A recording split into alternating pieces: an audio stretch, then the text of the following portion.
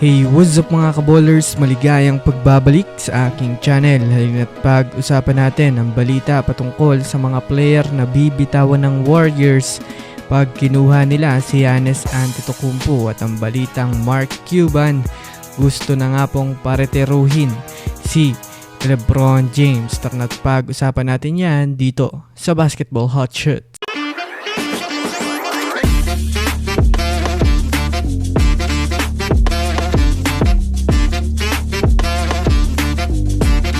Una nga muna tayong dumako mga kaballers sa balita patungkol sa gusto na nga daw ni Mark Cuban magretiro na si LeBron James. Well, alam naman nga natin mga kaballers na kahit matanda na si LeBron James ay masasabi nga natin mga kaballers na sobrang lakas pa rin nga ng pangangatawan at ang laruan nito sa NBA. Mas nakakabilib pa nga dito mga kaballers ay kayang-kaya niya pa rin nga po buhati ng Lakers at umiskor ng malaking puntos sa laro.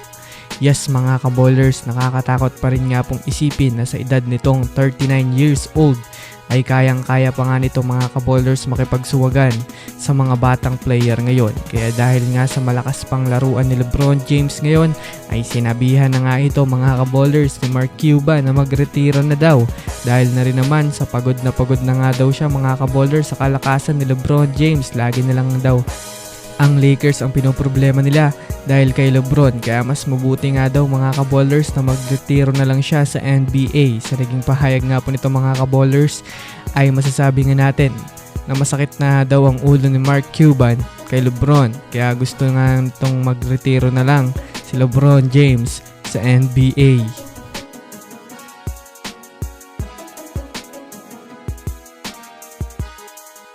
Samantala, dumako naman tayo mga kaballers sa balita patungkol sa mga player na bibitawan ng Warriors pag kinuha si Giannis Antetokounmpo. Naibalita ko na rin naman sa inyo mga kaballers na mainit ang pagpunta ni Giannis Antetokounmpo sa Warriors dahil na rin naman sa kagustuhan nga nitong i-trade na siya ng Milwaukee Bucks. Bagamat man nga po mga kaballers, malabo pa ngayon na mangyari ang dream trade na ito, ay mayroon na rin naman nga pong mga players na maaaring i-trade ng Warriors sa Bucks para makuha ito.